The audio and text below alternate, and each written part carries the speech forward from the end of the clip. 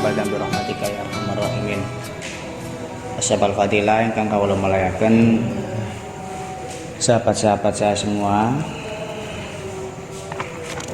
wabil khusus dumateng Al Mukarram Kiai Haji Raden Bang Thoyib sudah pulang selaku mursyid daripada Thariqah Warung Pohon ingkang rawuh wonten mriki majelis ingkang purun memberikan barokah yang seluas-luasnya kepada kita semua. Kita berharap kehadiran beliau ini mampu membuka cakrawala yang luas di dalam hati kita dan alam berpikir kita, karena bagaimanapun juga beliau adalah merupakan cermin bagi kehidupan minimal Desa Nogosari yang dicintai oleh Allah Subhanahu wa taala. Iya. Bang Thoyib iki lek ana Bang Thoyib yo lek kepengin ngerti jeritan hatinya rakyat Indonesia ya Bang Thoyib iki. Nggih, Bang. Miniatur daripada penderitaan, miniatur daripada kebahagiaan dan banyak nuansa kehidupan. Intinya ketika beliau lagi berteriak itu beliau sebenarnya lagi berdoa kepada Allah Subhanahu wa taala karena berusaha menyangga sekuat-kuatnya meminimalisir daripada adab dalam tanda petik yang akan diturunkan kepada seluruh hamba-hambanya. Jadi fungsi-fungsi daripada para wali-walinya Allah Subhanahu wa taala, wali-wali, terlebih wali-wali yang struktural kata si Bang Thoyib ngeten iki niku adalah tujuannya adalah untuk menyangga, menciptakan satu harmoni, menciptakan stabilisasi sebagai apa namanya? Sebagai media untuk mengurangi instabilisator yang terjadi dalam kehidupan. Jadi kita bersyukur kehadiran beliau ini mampu memberikan semangat dan motivasi kita untuk bercermin kepada hati kita, terlebih pada bulan suci Ramadan ini yang merupakan bulan perjamuan agung saking Gusti Allah. Nggih, Gus. Ngoten, Gus. Perjamuan agung saking Gusti Allah, karena ibaratnya Ramadan ini adalah prasmanan ruhani. Golek apa ya ono. Mulai dari menu model apapun saja, dari pojok-pojok kehidupan yang manapun bisa kita gunakan sebagai wasilah untuk mendekatkan diri kepada Allah Subhanahu wa taala. Yang terpenting kepada Ramadan kita belajar satu, jangan sampai kehilangan identitas atau jati diri kita sebagai seorang hamba Allah.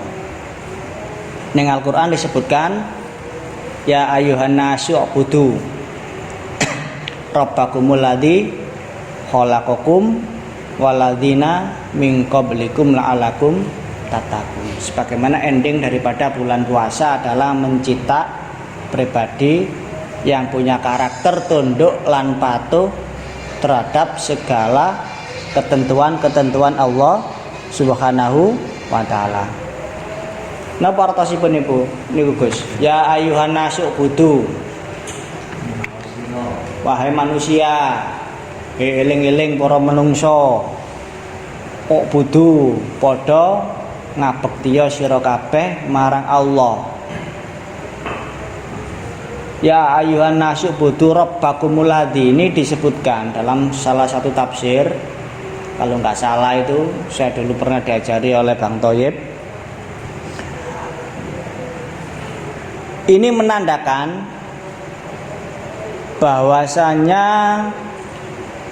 kita ini jangan pernah salah tergelincir fokus yang disembah, yang kita jadikan Tuhan, yang kita jadikan sesembahan itu adalah Gusti Allah.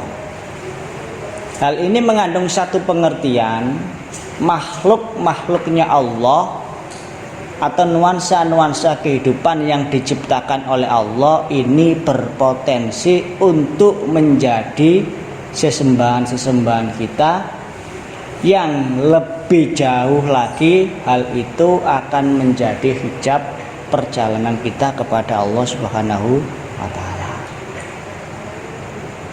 Kayaknya ini relevan dengan tema kajian kita yang kemarin. Ya. Makanya dalam salah satu hadits qudsi Gusti Allah dawuh lewat melalui Rasulullah Muhammad sallallahu alaihi wasallam, abghadu ilahin ubidat fil ardi wal hawa. Abghadu ilahin, sesuatu yang paling dibenci sama Allah, sesuatu yang menjadi ilah itu sesembahan atau kecenderungan hati kita lah, kalau dalam bahasa yang tidak ekstrim itu. Kalau ekstrim kan kafir, kemudian murtad, kemudian musyrik, kemudian lagi munafik.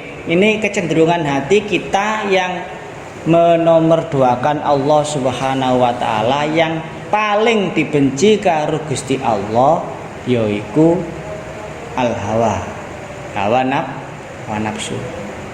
Makanya ya ayuhan nasu ubudu rabbakumul ladzi khalaqakum walladzina min qablikum la'allakum tattaqun. Para mufasir yang men-stressing ayat ini adalah adanya kemungkinan segala sesuatu yang selain Allah masih wallah. Kalau kita kemarin kan mengatakan al-kaunu kulluhu dzulmah, ai adamun mahdun, segala sesuatu yang selain Allah itu bisa berpotensi, bukan hanya berpotensi, sering terjadi menjadi satu fakta sosial yang menceritakan riwayat manusia yang menjadikan sesembahan selain Allah dalam kehidupannya. Dalam bahasa rohani, hal yang selain Allah berpotensi untuk menjadi hijab penghalang yang menyajikan satu tabir atau tembok tebal yang menghalangi antara dia yang hamba dengan Gusti Allah yang Khalik. Jadi ini penting. Contohnya apa ya? Amal-amal manusia dalam konteks tasawuf ya, amal-amal manusia. Kalau Bang Thayyib kemarin sudah mengatakan ikhlas ya ikhlas lah. Ikhlas ya ikhlas, nggak usah dia apa ini Bang? Lali aku. Sing kari-kari sing tak rada eling yo gak usah njaluk ndongakno barang lah. Jeru Bang Thayyib iki. Dalam bahasane Kartonyono medhot janji iki jeru. Ya, Kartonyono medhot janji jeru iki. Ya itulah amal manusia. Karena dengan amal ini kita berpotensi untuk menyaksikan diri kita. Dalam bahasanya Mas Willy W.S. Rendra almarhum itu kan ada semacam burung merak. Burung merak ini satu gambaran orang yang suka mengagumi dirinya sendiri, termasuk narsis itu. Tapi narsisme itu satu kajian psikologi juga, eksistensialis filsafatnya. Yo tidak hanya yang diidentikan dengan orang yang suka foto, ya kayak awak dewe sebagai ruang pencitraan. Ya, ini kan kecenderungan manusia seperti itu. Tapi dalam tasawuf itu gampang. Sing siapane wong ningali marang awake, meskipun itu enggak harus divisualisasikan melalui media sosial, kemudian tidak harus diutarakan dalam forum-forum mimbar-mimbar. Ketika bersihkan hatinya, kok tiba-tiba ada setitik kekaguman pada dirinya, yang sering menyelinap pada kita, itu sudah masuk ke dalam yang namanya bukan riya, menjadi hijab bagi ya ujub. menjadi hijab. Termasuk tadi itu loh yang berpotensi itu loh. Abghadu ilallah ilahin ubidat, yang disembah-sembah manusia, yang menjadi berhala-berhala kontemporer, berhala-berhala peradaban, bahasanya orang sekarang itu Gus, itu adalah hawa nafsu semacam itu tadi. Makanya yang dihindari itu adalah menyandarkan diri pada amal dan menisbatkan segala sesuatu pada dirinya. Kalau dalam konteks iktimat alal amal. Nah, dan Ramadan ini adalah satu waktu yang tepat bagi kita untuk melakukan proses transendental seperti itu, bermuhasabah seperti itu, man. Karena apa? Karena hamparan Ramadan adalah perjamuan dan prasmanan-prasmanan rohani saka Gusti Allah. Identikin apa? Setunggal, nggih. Di sini ada yang namanya proses turunnya kasih sayang Allah yang direpresentasikan dengan adanya Al-Qur'an yang diturunkan pada Ramadan. Ini kan Al-Qur'an kan surat cintanya Tuhan. Surat cintanya Allah Subhanahu wa taala marang kawula-kawulane sebagai cerminan kehidupan untuk memahami betul mana arti muflihun, mana arti yang namanya merugi. Ini kan ada dalam Al-Qur'an. Ada yang namanya nuzulul Quran. Sebenarnya proses turunnya Al-Qur'an itu kan yang disepakati oleh para mufassir itu 3. Sing nomor setunggal saking Gusti Allah ning Lauhil Mahfuz ini termasuk semua kutub-kutub samawiyah. Itu toko Gusti Allah modho ning Lauhil Mahfuz itu ya yang pertama. Dan kapan itu tidak diketahui, nggak ngerti kabeh wis lah. Artinya kalau ada tafsir tentang itu ya satu upaya pendekatan saja, bukan satu realitas kebenaran yang objektif. Wong jenenge tafsir. Termasuk semua tafsir itu kan, tafsir itu kan bukan Al-Qur'an, tapi satu upaya pendekatan mufassir, interpreter terhadap Al-Qur'an. Jadi bukan Al-Qur'an. Ini pertamanya ing dalem Gusti Allah, terus mari ngono ning Lauhil Mahfuz. Ini proses yang pertama. Mboten kinawruhan. Ingkang nomor kali dari Lauhil Mahfuz kepada Baitul Izzah. Baitul Izzah itu ya langit yang terendah minas sama. Dan ini dalam tafsir-tafsir disebutkan diketahui yaitu pada bulan Ramadan. Inna anzalnahu fi lailatul qadar. Jadi sebenarnya ya ini ya Lailatul Qadar itu ya turunnya Al-Qur'an itu. Karena apa? Ya dengan adanya Al-Qur'an ini kan manusia bisa menyelamatkan diri. Inna anzalnahu fi lailatul qadar. Jadi kalau misalnya kapan turunnya Lailatul Qadar, ada mufassir lagi yang mengatakan Lailatul Qadar turunnya masih 17 Ramadan seiring dengan turunnya Al-Qur'an. Terus balik ada inna anzalnahu fi lailatil mubarakah. Apa wong sing barokah ya kumang keberkahan ketika Allah memberikan mendrop share keberkahan dari langit, dari Lauhil Mahfuz.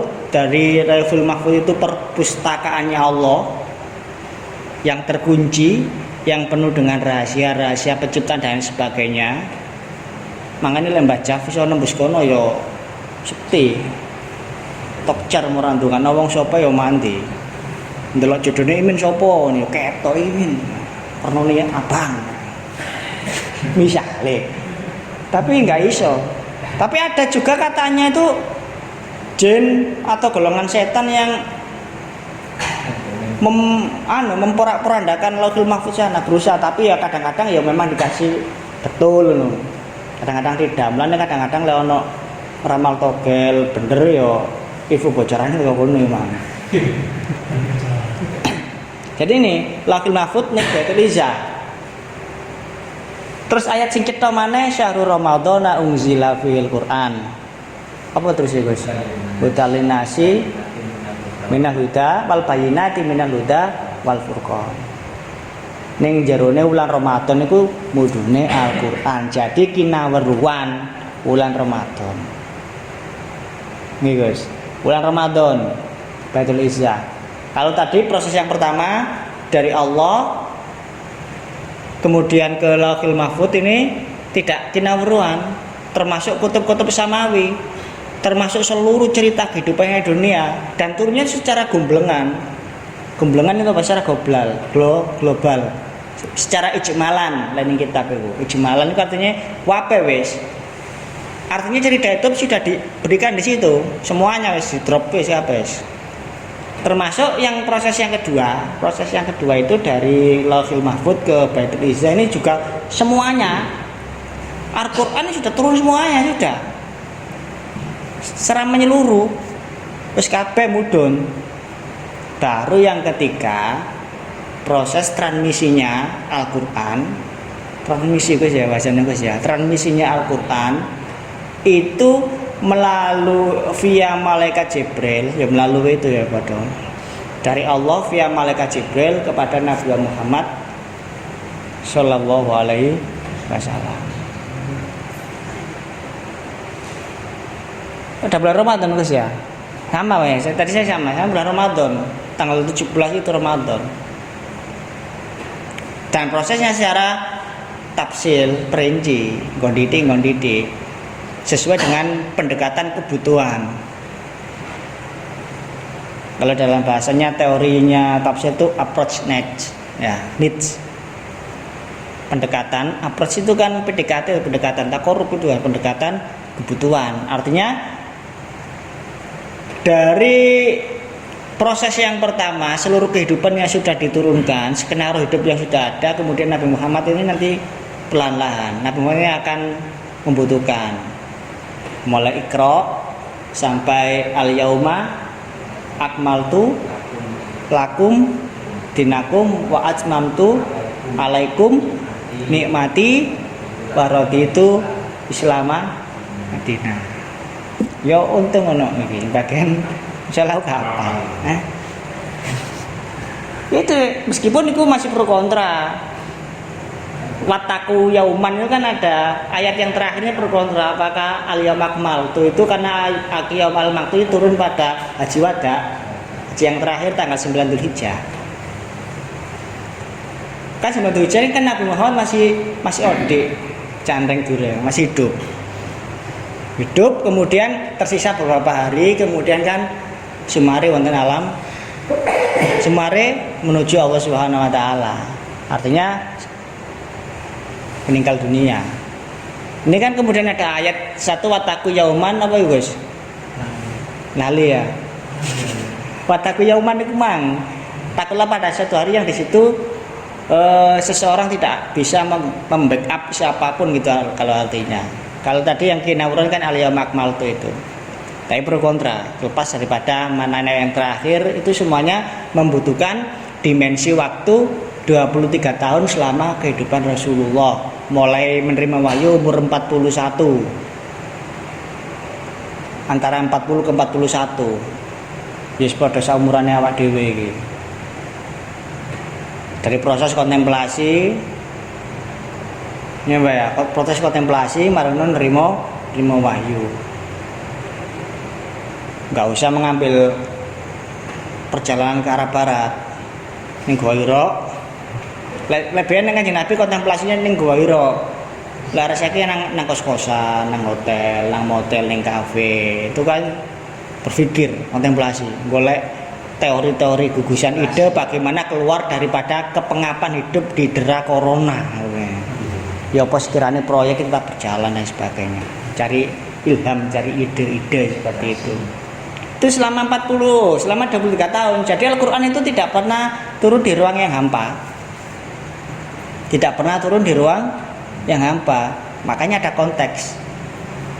ada sebab-sebab itu. Dan ini yang kemudian menjadi objek kajian. Kajian dalam Al-Quran ada sababun nuzul dan lain sebagainya. Ada historisitas daripada keturunan satu ayat. Kemudian kadang-kadang Kanjeng Nabi juga berdialektika dengan satu kaum, satu komunitas. Kemudian juga butuh bimbingan sama Allah sehingga bala-balik ndangae kamu mudul nih. Itu THR. THR itu digawa truk yang ada. Kemudian akhirnya Allah qad naro taqalluban fis sama. Itu kan bala-balik Kanjeng Nabi. Ketika diberi pertanyaan, terus piye Kanjeng Nabi iki kok bala-balik kasus sing jenenge pergantian kiblat. Mari ning Baitul Muqaddas ning Ka'bah. Oh, ke Ka'bah, Baitul Muqaddas, balik Ka'bah mana apa Gusti Allah gak plan-plan iki ngene. Mosok Gusti Allah ganti konsep. Seperti itu. Akhirnya kan Kanjeng Nabi ya juga didera, bingung juga. Karena jawab ngawur ya gak iso ya lek karen jawab ngawur gak apa-apa iki Nabi. Nabi iki dipertanggungjawabkan secara argumentasi dan juga rasionalitas juga hal-hal yang bersifat kewahyuan. Akhirnya kan di backup malaikat Jibril turun membawa surah jawaban. Ini sering, makanya Al-Quran tidak pernah turun di ruang hampa. Makanya kajian hukum juga mestinya kan nggak turun dari konteks itu. Kalau dalam usul fikih al-hukmu yaduru ma illatihi. Satu hukum sebagai produk pemikiran itu dilahirkan oleh yang namanya illat, konteks. Hukum adalah teks. Al-Quran kan teks itu. Dalam teorinya Nasir Hamid Abu Zaid, dalam teorinya Muhammad Arkun juga sebagai korpus yang terbuka untuk didekati dengan disiplin ilmu, ya betul. Kawan-kawan HTI misalnya mengatakan apa Gus? Mayahkum bima anzalallah. Sing sapane wong gak berhukum ambil hukume Gusti Allah. Kafir. Hukumnya Gusti Allah menurut apa? Khilafah. Ini berarti kan korpus terbuka, didekati dengan penafsiran. Terus contohnya ya masing-masing kelompok lah punya pendekatan terhadap teks Al-Quran. Terus ana maneh wala tamutunna illa wa antum muslimun. Banyak tafsir yang mengatakan illa wa antum wahidun lah. Wong wahidiyah ya seneng ya. Wong wahidiyah seneng. Padahal ya bukan konteks muwahhidun itu orang-orang yang bukan berarti sebagai orang yang berwahidiyah, bukan. Tapi kan sering dipakai juga. Illa wa antum muwahhidun. Illa wa antum muwahhidun artinya orang yang menyucikan Allah, yang membersihkan dari hidupnya itu syirik-syirik khafi, itu muwahhid. Itu jawahid muwahhid. Jadi ini makanya Al-Quran itu sebagai satu ayat itu bisa didekati dengan penafsiran sesuai dengan ideologi masing-masing orang. Karena Al-Quran menyajikan grand teori. Makanya kadang-kadang tafsir ini ya bukan tentu seperti itu. Makanya butuh gugusan keilmuan yang menyeluruh. Pun termasuk ketika kita ngomong fikih sebagai satu produk ini kan hasil jadi. Ya nggak bisa kita hanya hasil jadi haram halal. Makanya saya sering mengatakan kalau ngomongnya fikih berarti ngomongnya dua kemungkinan, fihi kaulani, bukan Andri Taulani ya. Andri Taulani kan sing jare wong mirip aku. Nek bedone kan andeng-andeng itu. Fi kaulani ada pendapat yang memperbolehkan, pasti ada pendapat yang kalau ngomong fikih pasti eklektis, enak, lentur, ana sing ngolehno, ana sing gak ngolehno, kari golek sapa sing ngolehno, lek kepengin oleh kabeh lek terus fikih kabeh oleh. Kabeh oleh pasti ada itu polemik dan perdebatan dalam fikih karena memang itu sebagai produk. Tapi yang menggodok ini adalah usul fikih. Kan ngono ah. Lah wong kadang-kadang kan Ya nggak masalah. Kadang-kadang kan kayak kemarin ada seorang kiai di dalam siaran live-nya mengatakan, lek atau kan lapo, musa iki Jakarta ditempuh itu dengan pesawat bisa lapo, musa tutup kono gak poso. Wan iso, tapi kan ilat hukumnya kan, ilatul hukminya kan lisafar itu bepergian. Mbakku urusan numpak pesawat, mbak melaku, mbak polisafar, mbak iki pergiane enak dengan fasilitas AC dan sebagainya, tapi lisafar iki lho. Kan Gus ya, ada kemarin yang mengatakan itu jelas tidak membaca teks itu. Tadi kan tekan kira-kira nang ngomong itu. Jalan membawa HP ku wis tau nyontoni, bawa paspo tekan Jombang ning Surabaya metu ya wis mangan. Wong konteknya apa? Lisafar. Karena bukan karena perjalanannya menyenangkan, apakah penuh penderitaan, lisafar. Tapi memang kalau beliau mungkin bercermin kepada siapa Kiai Denanyar, Mbak yang satunya saya lupa, itu memang ikhtiyat betul itu, Mbak Bisri ikhtiyat itu, masalah fikih sangat kaku. Kalau Mbak Wahab ini sangat lentur sehingga kemudian sangat fleksibel untuk Indonesia, pendekatan ke Soekarno enak, Nasakom siap mereka. Jadi lentur, butuh kebangsaan. Makanya beliau Mbak Wahab ini adalah pendiri Nahdlatul Ulama yang juga muharrik bahasanya. Muharrik itu penggerak. Makanya lahir kalau sekarang PKPNO. Apa lah PKPNO? Singkatannya apa? Kader penggerak Nahdlatul Ulama. Gak jelas, gak paham. Nah, jadi seperti itu. Makanya Al-Quran kembali lagi bahwasanya Al-Quran itu tidak pernah sepi daripada yang namanya konteks. Sehingga Al-Quran dikatakan adalah cermin suratnya cintanya Allah Subhanahu wa taala kepada hambane. Lek sampean kepingin inspirasi dalam kehidupan tentang keselamatan, tentang kebahagiaan, tentang ketentraman atau tentang apa, bercerminlah pada Al-Quran. Nah, makanya perlu mondok naik. Karena gak cukuplah mempelajari ulumul Quran hanya dengan terjemahan ulumul Quran tanpa, gak perlu. Gak cukup, kok gak perlu, gak cukup. Ya, Ramadan ini motivasi kepada kita, ya, motivasi kepada kita. Meskipun kita tidak seperti itu, kita buka cakrawala selebar-lebarnya untuk menyelami rahasia-rahasia yang telah diberikan oleh Allah Subhanahu wa taala pada kehidupan kita. Karena sesuai dengan fungsi Al-Qur'an yaitu hudan. Hudan itu apa? Petunjuk. Petunjuk itu apa? Inspirasi. Bagi siapa? Hudal linnas. Di Quran ada hudal linnas, ada hudalil muttaqin. Mana yang benar? Benar kabeh. Satu sisi akan mengatakan alif lam mim dalikal kitab la raiba fihi hudalil muttaqin. Ini bagi orang yang bertakwa. Marano syahrul Ramadan hudal linnasi lho, kan syahrul Ramadan unzila apa Gus? Unzila fil hudal linnas lho, hudal linnas wa bayyinatin minal huda wal furqan. Artinya Al-Qur'an ini siapa saja lintas daripada agama yang mendekati Al-Qur'an dengan kesungguhan pasti akan menemukan satu penemuan-penemuan. Ya contohnya kan akeh bola lampu dan lain sebagainya, ini kan teori kedokteran kan dari rahim-rahim Al-Qur'an semua dipecahkan di situ. Makanya Al-Qur'an itu kembali lagi mari rodok sering diudik maneh lah bahasanya. Ini peringatan bagi saya yang sudah sangat jarang juga untuk berinteraksi dengan Al-Qur'an, sehingga ngajar ngene yo ayatnya gak hafal tapi yo tau roh ngene sing jelasno yo masuci. Kan ngoten.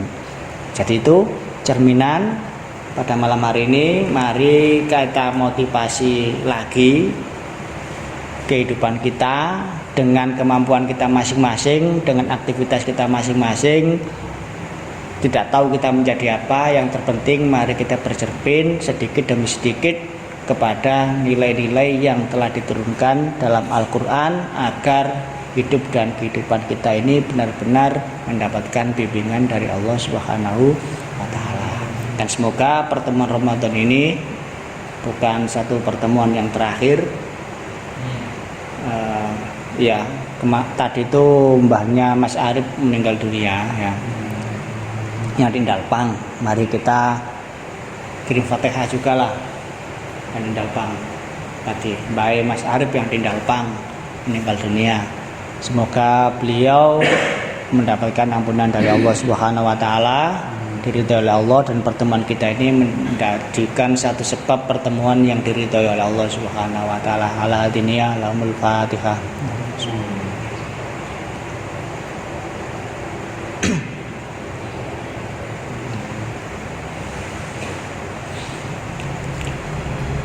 Kami akhiri, wallahul muwaffiq ila aqwamit thoriq. Wassalamualaikum warahmatullahi wabarakatuh.